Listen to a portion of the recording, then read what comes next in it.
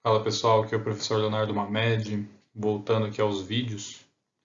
A gente vai retomar aí o conteúdo que a gente já está estudando na apostila de vocês, né? A gente parou na tectônica de placas. Vamos conversar hoje sobre maremotos, tsunamis, tremores no Brasil e algumas outras questões que eu vou colocar para vocês, né? Espero que esteja tudo bem com vocês, então vamos lá para a apostila. Pessoal, então a gente está aí na página 10 aí da apostila de vocês, né? Sobre tectônica de placas. É interessante a gente retomar algumas questões, né, porque as placas tectônicas é uma parte gigantesca aí da litosfera que está flutuando, né, ou ela está aí sob o manto, né, que é composto aí de um material mais viscoso, né, ele não é totalmente líquido, né, mas também não é sólido. Então essa transição do manto também para o núcleo, mas as placas tectônicas seria essa parte sólida, né, que sobre a qual a gente está sobre elas, a gente precisa retomar isso que eu já comentei na aula anterior, né? Hoje em dia sabemos que a litosfera não é um todo coeso, né? Isso tudo eu já comentei com vocês na aula passada, eu só estou retomando. A gente tem algumas rachaduras, né? Então a gente vai conhecer melhor essas rachaduras. Falei também dos antigos aí cientistas, pensadores que foram aí colocando para a comunidade, né, da ciência algumas hipóteses que não conseguiam ainda comprovar totalmente, mas aí mais recentemente, a partir da década de 1950, uma série de pesquisas científicas vão conseguindo aí comprovar isso através do mapeamento do fundo oceânico, né, com a utilização de sonares aí pelos submarinos e assim por diante, né, principalmente o pós Segunda Guerra Mundial. Então a gente viu esse mapa, né, comentei já com vocês isso, desde o anterior aí à formação da Pangeia. Então a gente tem que entender que a Pangeia, que foi um evento, né, que aconteceu aí da junção, né, pan é tudo junto, né, pandemia é quando uma doença atinge o mundo inteiro. Então Pangeia é toda a Terra junto, né, todos os continentes juntos. Anterior à Pangeia tem apenas 225 milhões de anos, né? Isso é relativamente recente para a história da Terra, que tem mais de 4,5 bilhões, né? Então já existiu outras separações e outras junções provavelmente antes da Pangeia, mas a mais conhecida é ela. E depois, há 135 milhões de anos atrás, a separação da Gondwana e a Laurásia, né, que vai ser essa separação da Pangeia, a formação da Antártida e assim por diante, até os continentes que a gente conhece hoje. Então eu já comentei isso com vocês aqui, esses fragmentos que ajudam a gente a entender. E aí hoje, né, nessa aula aqui, eu vou retomar para vocês a ideia, né, desses gigantes blocos aqui que compõem a crosta terrestre, né? Se vocês leiam mais com calma depois aí, tá na página 12 de vocês, cada placa dessa, né? Não sei se vale a pena ficar repetindo cada uma dessas, mas eu ir no mapa e a gente conhecê-las aqui mais diretamente, né? O que é importante que eu vou chamar a atenção no final aqui, que eu grifei para vocês, né? O estudo dessas placas é muito importante para compreendermos os fenômenos naturais que ocorrem na litosfera, que é onde a gente está, né? Como formação de altas cadeias de montanhas e os abalos sísmicos, que a gente conhece mais por terremotos e maremotos, né? Que é um dos subtítulos dessa aula, que geralmente acontece por causa de choque entre duas placas tectônicas, né? Então vamos ver o mapa. Tem dois mapas importantes para mostrar para vocês aí, né? Aqui está a nossa placa tectônica, né, a placa sul-americana, que tem um movimento no sentido aí leste para oeste, né? A gente precisa entender esse movimento. A placa de Nazca, que ela é totalmente submersa, que tem um movimento de oeste para leste, então, portanto, ela está em contato com a placa sul-americana. E aí outras placas, né? A norte-americana, com a placa do Pacífico aqui e assim por diante, né? Então a gente tem que entender, por exemplo, a placa sul-africana, pensando na Pangeia, na Pangeia, né? Essa separação. Então a gente entende que tudo isso daqui antes não existia, né? Onde está o fundo oceânico aqui, esse encaixe era aqui antes. Então a formação dos oceanos também é graças a essa movimentação que a litosfera tem feito aí graças ao calor, né, ao agente interno, que a gente vai falar na próxima aula sobre isso, né, aos agentes formadores do relevo. Então, tantas outras placas, né, que tem aqui. Eu dei mais ênfase à placa sul-americana. Então o Brasil ele está praticamente aí um pouco distante do contato, né, tanto aqui na África e da separação mesmo da placa sul-americana com a africana, tá? Por que que é importante isso? Então vamos entender, né? Aqui tem uma legenda, é importante a gente olhar o mapa e a legenda, né? A área que está com as duas flechinhas juntos é a área de choque e a área de separação é a que está separando uma flechinha para cada lado. Isso é fácil de compreender, né? E no mapa abaixo tem as zonas sísmicas e os vulcões. Eu vou só diminuir um pouquinho aqui para a gente ver mais as legendas, né? Então aqui o título do mapa é Zonas Sísmicas e Vulcões. Zonas sísmicas é onde acontece terremoto, tá? Então um sismo é um terremoto. Então se a gente comparar os dois mapas, tem muita coisa em comum aí, né? Então presta atenção nisso que eu estou enfatizando para vocês, porque de repente eu possa cobrar aí na nossa última avaliação, né? A comparação desses dois mapas, né? Esses pontos aí vermelhos são os vulcões e as áreas aí onde estão em rosa, meio rosado aí, são as áreas de atividade sísmica, onde acontece mais terremotos aí no planeta todo, né? A gente percebe que aqui, nessa costa do Oceano Pacífico, é bem movimentado, né? Bastante atividade vulcânica e terremotos, e também nessa parte aqui, também junto ao Oceano Pacífico, mas também no Índico aqui, essas atividades, né? Essa parte aqui que abrange também a Austrália e assim por diante. Então, comparar esses dois mapas é importantíssimo para a gente, para compreender essa dinâmica, né, da litosfera aí, tá? Aqui tem uma imagem interessante, que é um mergulhador, né, que está entre as placas tectônicas africana e arábica, lá no Golfo de Aden. Vou tentar mostrar aqui para vocês, né? Aqui, ó, é mais ou menos essa parte aqui que ele está mergulhando, que há uma separação. Se a gente olhar no mapinha aqui, ó, esse aqui dá para ver melhor. Há uma separação, né? A placa arábica ela está indo no sentido aqui, a africana está vindo para cá, né? Desculpa, está indo para lá, e a arábica também está meio que fugindo, assim, uma da outra, tá? Que eu brinco que é fugindo porque elas estão se quebrando, assim, né? A arábica está indo para lá e há uma fissura. Isso daí que é possível até o ser humano. Tem outras partes do mundo que acontece isso também, é raro, mas tem outras partes que dá para evidenciar isso, tá? No oceano, por exemplo. Então, se a gente comparar, a gente já fiz isso com vocês, né? A gente pode observar que existe uma coincidência entre os limites de faixas ou faixas de encontro de duas ou mais placas, as zonas de instabilidade, né? E montanhas elevadas também, então é importante a gente enfatizar aí. As montanhas mais elevadas do planeta Terra estão nesses contatos de placas tectônicas, tá? Além disso, a maioria dos vulcões se encontra nessas faixas, né, que a gente viu também no mapa lá, e as áreas situadas no ponto de encontro de duas placas tectônicas dessa forma são áreas do globo mais sujeitas a terremotos e ao vulcanismo. Então é importante a gente ter essa noção para poder compreender também futuramente aí o que eu vou comentar sobre o relevo terrestre. Na página 14 de vocês aí tem esse box que é importante para a gente chamar atenção, né, sobre maremotos e tsunamis. Ele começa, né, falando para a gente aqui que no ano de 2004, no final do ano de 2004, em dezembro, houve um tsunami, um dos mais graves do mundo, né, que matou cerca de 220 mil pessoas, né, eu grifei Indonésia aí.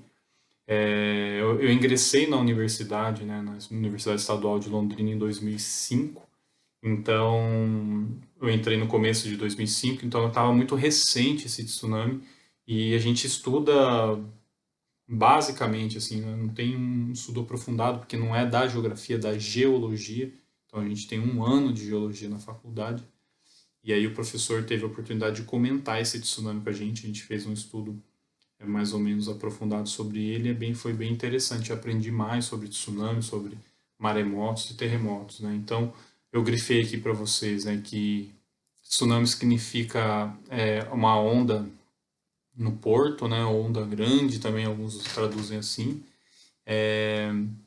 que é ocasionado principalmente por conta de um maremoto, que nada mais é que um terremoto no fundo do mar, né? Resulta do choque de placas tectônicas, aí uma movimentação na placa tectônica no fundo do mar. Pode ser o mais básico, né, pequeno possível, mas isso, imagina a coluna de água que é movimentada a partir de uma movimentação, né? Imagina você, quando você está com uma bacia de água na mão, você dá uma reladinha, né, na bacia, aquela água já se movimenta, imagina isso num nível assim, quilométrico, né? Então, aconteceu isso em dezembro de 2004, mas é recorrente.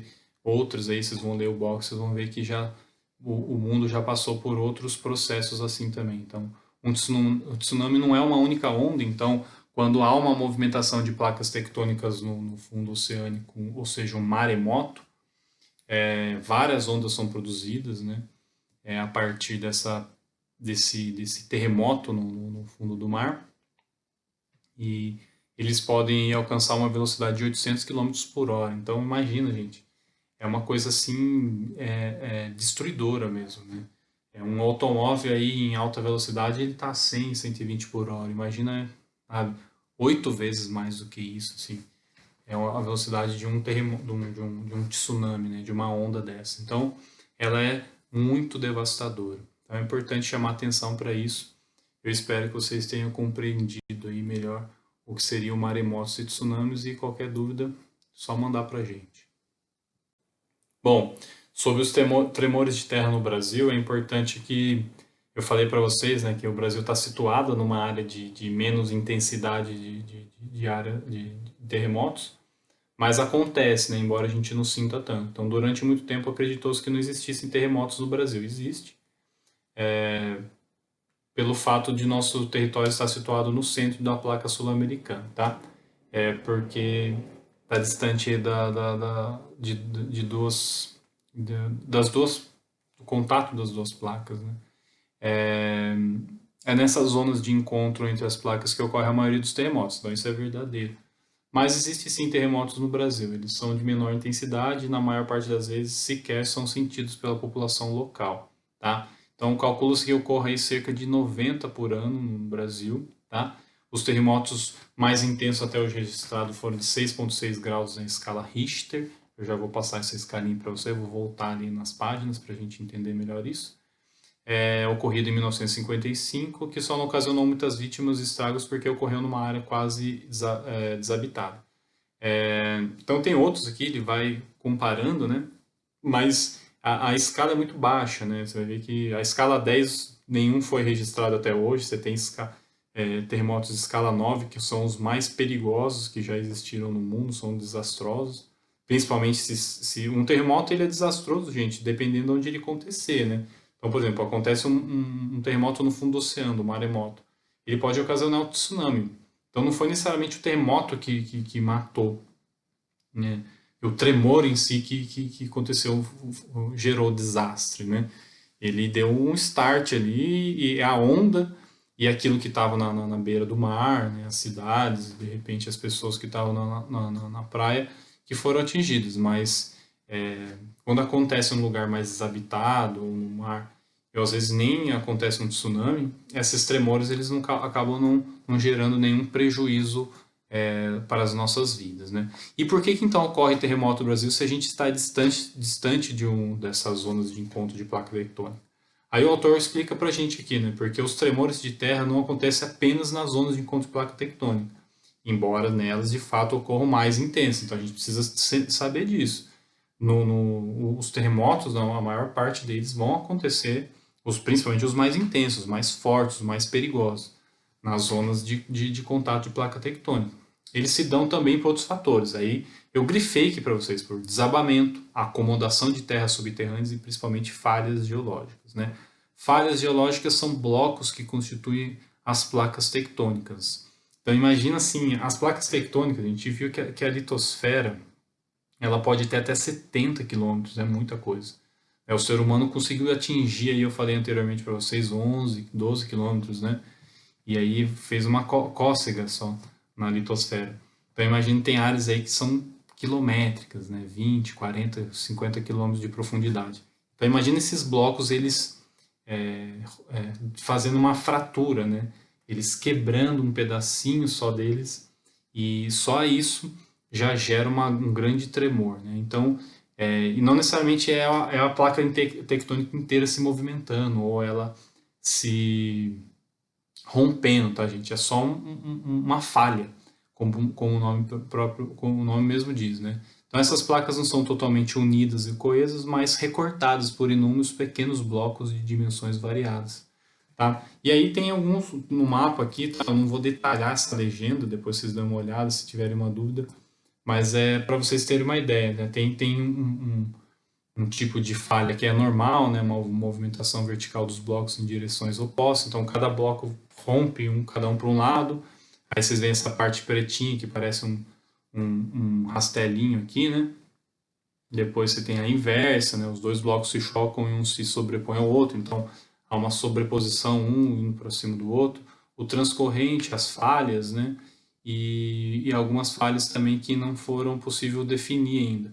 Então, onde que vai acontecer mais isso, né? Essas áreas mais rosadas, né? Que está destacado aqui no mapa, que o autor chama atenção para a gente, porque é importante chamar mesmo atenção nessas áreas de bacias sedimentares. E a gente vai estudar um pouco mais essas bacias sedimentares, que são regiões, né, que a área ela é mais antiga, né? Então eu penso sempre assim, né? Normalmente, por que está tendo uma acomodação? É igual vocês ainda são jovens, né?